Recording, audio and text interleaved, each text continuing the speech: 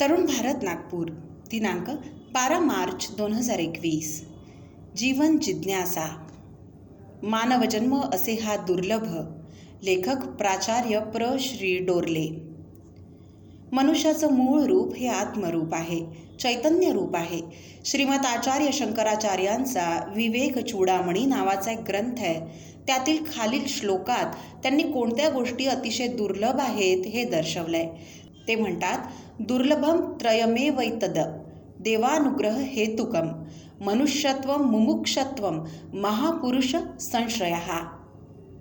म्हणजेच परमेश्वराची इच्छा किंवा कृपा असली तरच मनुष्यत्व म्हणजे मानव जन्म, मुमुक्षत्व म्हणजे मुक्त होण्याची इच्छा आणि महान पुरुषांचा संश्रय म्हणजे सत्संग या अतिशय दुर्लभ असलेल्या गोष्टी प्राप्त होतात. त्यावरून मानवजन्म किती महत्त्वाचा आहे, उपयोगाचा आहे हे लक्षात येतं. त्याचबरोबर या नरदेहाचा विकासक्रमही लक्षात येतो.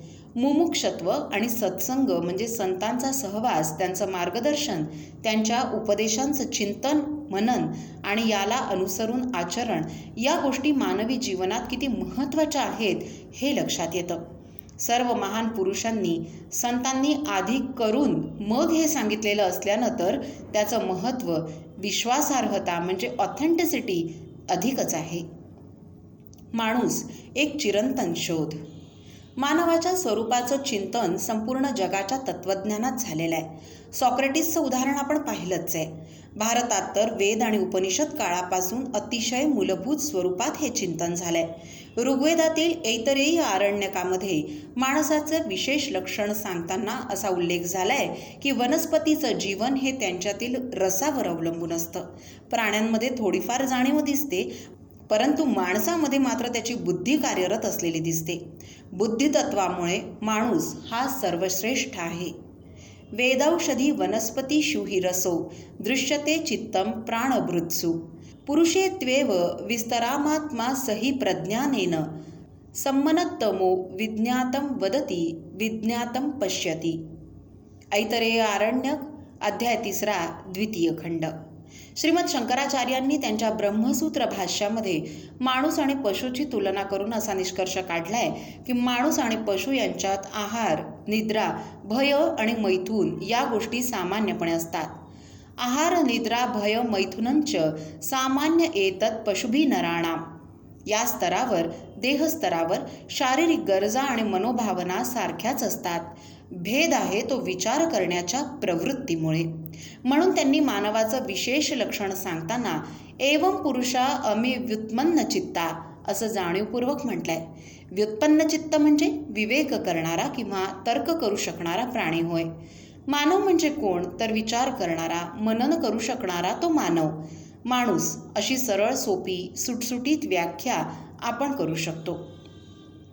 प्रसिद्ध ग्रीक पंडित अरिस्टॉटल यांनीही माणूस हा बुद्धिमान प्राणी आहे अशीच व्याख्या केली आहे. माणसाच्या अंगी असलेल्या या शक्तीला त्यांनी नाऊस असं संबोधलंय. मानवजन्माचं वैशिष्ट्य. मानवजन्म हा केवळ दुर्लभच नाही तर तो सर्वश्रेष्ठ आहे, देवांपेक्षाही श्रेष्ठ आहे. ही जाणीव वेदकाळापासून भारतीय तत्त्वज्ञानात दृढमूल झालेली आहे. वेदकालीन एका आख्यानानं ही गोष्ट सहज लक्षात येऊ शकेल. त्याची कथा अशी आहे. एकदा नैमिषारण्यात नित्य परंपरेप्रमाणे ऋषींची सभा भरली होती. त्या काळी तत्त्वज्ञानाचा प्रसार आणि प्रचार करण्यासाठी अशा प्रकारची विद्वत सभा, चर्चासत्र आयोजित केली जात असत. या चर्चासत्रात सत्राचे अध्यक्ष चिंतनासाठी, चर्चेसाठी एक महत्त्वाचा प्रश्न सर्वांसमोर ठेवीत. त्या सभेत उपस्थित असलेल्या विद्वानांनी, ऋषींनी त्याचं उत्तर द्यायचं, चर्चा करायची. सर्वांना मान्य झाल्यास ओम मित्येत या उद्घोषणेनं सर्वांनी मान्यता द्यायची. यावेळच्या सभेत ऋषी समुदाय प्रमुखांनी सर्वांसमोर एक महत्त्वाचा प्रश्न चर्चेसाठी आणि उत्तरासाठी टाकला. तो प्रश्न होता, या महाविश्वामध्ये सर्वश्रेष्ठ कोण आहे? हा प्रश्न ऐकून सगळी सभा स्तंभित झाली, तटस्थ झाली. त्या शांततेचा भंग एका ऋषींनी दिलेल्या उत्तरानं झाला. ते ऋषी म्हणाले, सर्व बल विशिष्ट रसैक धन शाश्वत ब्रह्म सर्वश्रेष्ठ आहे, कारण ते मायातीत, निरंजन, निर्गुण, निराकार, अद्वय, अनंत, सच्चिदानंद स्वरूप आहे. त्यांच्या उत्तरादाखल उच्चारलेल्या वाणीची स्पंदनं विरून गेलीत. नीरव शांतता. उत्तराला मान्यता नाही, त्यामुळे ओम मित्येत अशी घोषणाही नाही. अशा रीतीनं अनेक ऋषींनी अनेक उत्तरं दिलीत. कोणी ब्रह्मा, कोणी विष्णू, कोणी अग्नी, वायू, इंद्र, रुद्र अशी विविध उत्तरं दिलीत. पण ऋषी सभेला ते काही मान्य झालं नाही. शेवटी या प्रश्नाचं उत्तर देण्यासाठी महर्षी वेदव्यास उभे राहिलेत. त्यांनी सभाध्यक्षांना विनम्र अभिवादन केलं आणि त्यांनी आत्मविश्वासानं या प्रश्नाचं उत्तर देताना म्हटलं, गुह्यम ब्रह्म तदिदं ब्रवीमि, नहि मानुष्यात श्रेष्ठ तरम ही कश्चित. म्हणजे या अगाध आणि अनंत महाविश्वात मनुष्यच सर्वश्रेष्ठ आहे. या विधानासंबंधात विविध शंका कुशंकांचं थैमान लोकांच्या मनात चालू आहे हे त्रिकालदर्शी महर्षी व्यासांच्या लक्षात आलं आणि त्यांनी त्यांच्या उत्तराच्या स्पष्टीकरणार्थ बोलण्यास प्रारंभ केला. ते म्हणाले, न वै देवा अतिक्रामन्ति न पितरः न पशवः नासुराः मनुष्या एवैकैतिक्रामान्ति. म्हणजेच या सृष्टीत प्राकृतिक निसर्गसिद्ध नियमांचं उल्लंघन करण्याचं सामर्थ्य ना देवांमध्ये, ना असुरांमध्ये, ना पितरांमध्ये, ना पशूंमध्ये आहे. ते नियम उल्लंघन करण्याचं सामर्थ्य जर कोणात असेल तर ते फक्त मनुष्यामध्येच आहे. याचा सविस्तर अर्थ करायचा झाला तर असं म्हणता येऊ शकतं की देव पुण्यवान म्हणून स्वर्गसुखात डुंबत राहतील, असुर पापात्मे म्हणून दुःख क्लेश भोगत राहतील, पितर म्हणजे मृतात्मे त्यांच्या वासनाबंधात अडकून पडतील, पशु म्हणजे अविकसित जीव त्यांच्या कर्मनियतीत म्हणजे भोग योनीत बद्ध दशेतच भ्रमण करतील. देवांना कंटाळा आला तरी स्वर्गसुखाचं अतिक्रमण करता येणार नाही. याच नियमानं असुर, पितर आणि पशु यांना परवशतेमुळे प्रकृतीसिद्ध नियमांमध्ये फिरत राहणंच भाग आहे. नान्यपंथा हा विद्यते अयनाय. फक्त मनुष्यालाच परमेश्वरानं विवेक ज्ञान दिल्यामुळे, कर्मस्वातंत्र्य दिल्यामुळे तो या प्रकृतीसिद्ध नियमांचं उल्लंघन म्हणजे क्रामंती करू शकतो. महर्षी व्यासांचं म्हणणं सर्वांना पटलं. सर्वांनी एकमुखानं ओम मित्येत ही स्वीकृतीजन्य घोषणा केली. एका अतिशय गहन प्रश्नाचं समाधानकारक उत्तर मिळाल्याच्या तृप्ततेत ती वैदिक सभा संपली. असं हे दुर्लभ असलेलं मनुष्यत्व आणि त्याचे अनादिकाळापासून चालत आलेलं महात्म्य लक्षात घेणं ही काळाची गरज आहे. त्याशिवाय आपल्याला आपल्या जीवनाचाही अर्थ कळू शकणार नाही. मानवी जन्माचं महात्म्य प्रत्येक संतांनी त्याच्या उपदेशपर वाङ्मयात प्रतिपादित केलंय.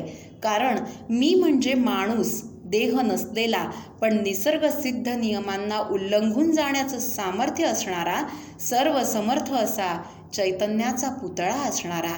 प्रातिनिधिक स्वरूपात काही संतांचा आपण उपदेश पाहू. श्री समर्थ रामदास स्वामी म्हणतात, धन्य धन्य हा नरदेहो येथील अपूर्व तापाहो, जो जो कीजे परमार्थ लाहो तो तो पावे सिद्धिते.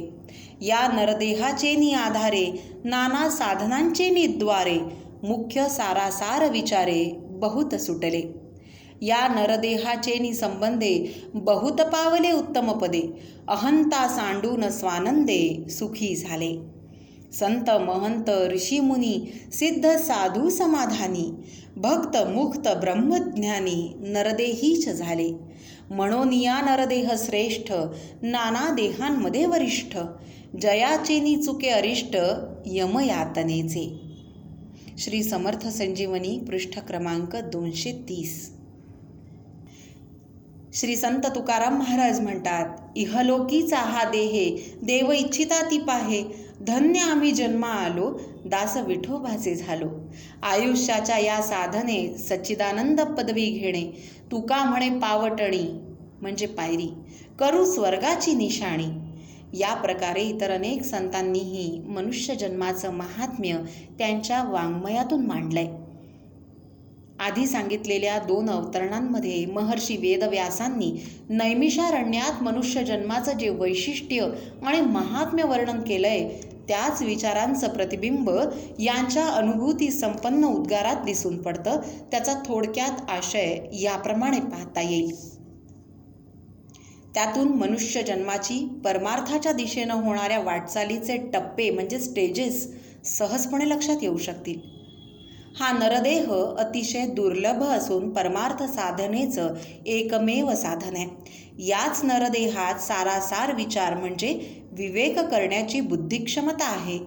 याच नरदेहात जीवनाचं अंतिम प्राप्तव्य म्हणजे स्वानंद प्राप्ती ते प्राप्त करून घेता येतं. त्यासाठी आवश्यक असलेला संत, महंत, ऋषीमुनी, सिद्ध, साधू हा गुणात्मक विकासक्रम साधता येतो. यमयातनेतून मुक्त होता येतं.